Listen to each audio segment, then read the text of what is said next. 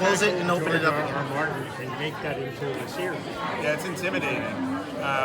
We were just talking about it. I mean, we had, in some ways, we're lucky because the source material is only a 100-page novella, so we're not overwhelmed with multiple books that are hundreds of pages each.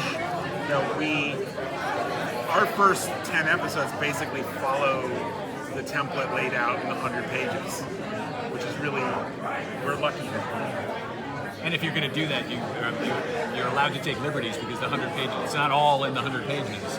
I think the other thing that was a blessing is that this is a show on a spaceship. So there are some, I'd say, character and thematic comparisons people can make to something like Game of Thrones, but sort of the nuts and bolts of it are very different. It's so contained. Yeah, and so that, I think, again, liberating in that we can walk away from some of the expectations of Game of Thrones, but some of them will still be there. Was George involved at all with you guys? Yeah, he was super supportive. He gave feedback on the pilot episode.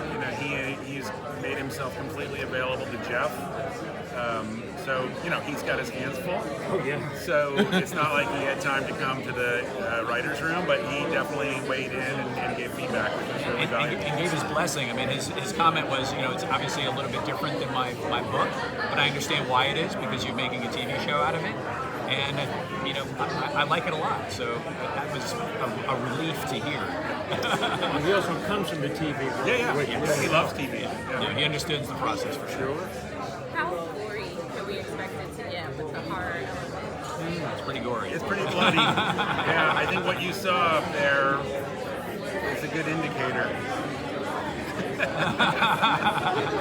That's we tried not to hold back. So nobody ever said nobody said we couldn't do something. So we just kept doing it. No, we've been surprised as we turned in the cuts to SyFy. We thought, oh, surely they'll ask us to tone some of this down. They haven't asked us to tone anything down. Wow.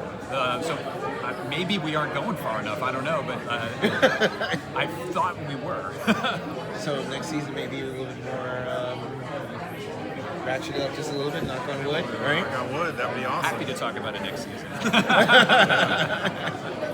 So other than the source material, what other inspirations did you pull from when you're crafting, the show and how it plays out?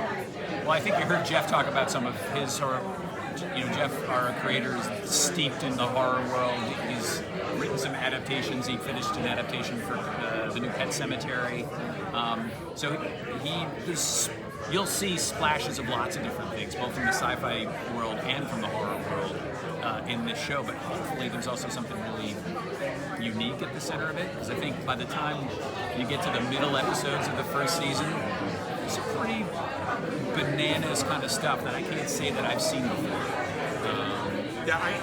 We were a good counterbalance to Jeff. Jeff is kind of bananas and insane. If you've ever seen Midnight Meat Train, you know what he likes to write.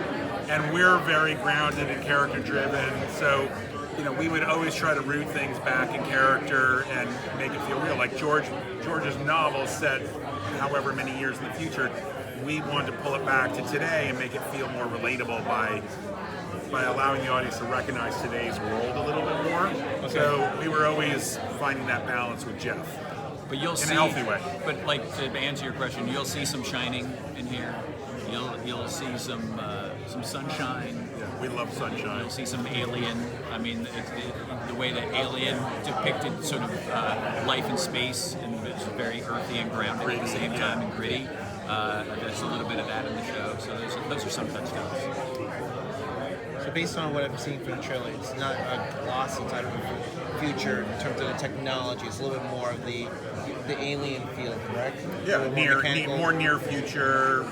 There's no, there are some things that are kind of mind-blowing when you get into it. There is some futuristic technology, but we tried to craft it in a way that felt like, that could exist in 75 years. We weren't thinking about technology in a sort of a white, clean slate kind of way. It was sort of like, what can we do today, and what might we be able to do in 75 years? So there is some futuristic technology in the show, but hopefully you can track it. I'll give you a good example. Like when we were designing the spaceship, if you have the time to look at that spaceship, there's parts of the ship that look like it was made now. It it looks like we use the International Space Station as a model for the early parts of the ship, and then it grew over time. Most spaceships you look at, it looks like they were made all at once.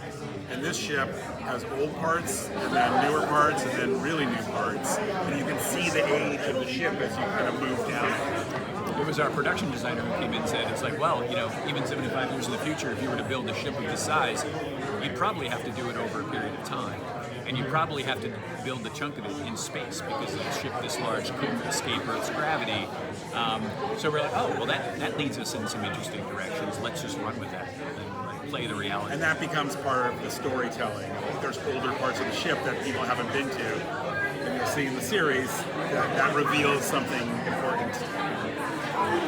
For the characters, did you kind of create an arc for each of them beyond what the novella had? Yeah, I mean, we needed to create, the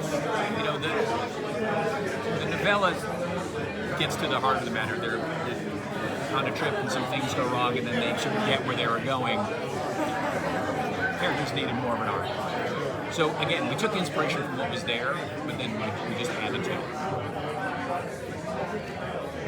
Did you follow through with a set principle saying, okay, these are the 5 things we're going to pretty much have as our tenets for this, and that's what you kind of went back to every time you kind of started designing or thinking about other ways of taking the series in your creative directions? There was different things at different times. I'd say when we first started writing the season, it seemed like, there was a short list of these are the things that are absolutely like benchmarks for the show. And then there were a couple times where episodes weren't quite coming together, and Jeff and I both went back and reread the novella and found new inspiration to solve some of the problems that we were having in the novella. So it happened a little bit. Yes, we had some big ideas, and we also went back to it when we needed to. Thank you. Is there any character that you feel particularly drawn to or that you enjoy writing for? Well, we're not writing. But I don't know. I mean, my personal favorite, I love Angus's character. I mean, he's the most fun for me in the show. But there's the Thale character who you really haven't seen yet. Is also amazing. I mean, those are the 2 most exciting characters. So Thale, to fill people in, 75 years in the future, we acknowledge that psychics are a real thing, scientific thing. There's a little bit of a mythology for it in the show, and our main character, Carl de Brandon, chooses to bring a powerful psychic on this mission to try to talk to the aliens when he gets there, and that's part of where some of the wrinkles come from on the journey.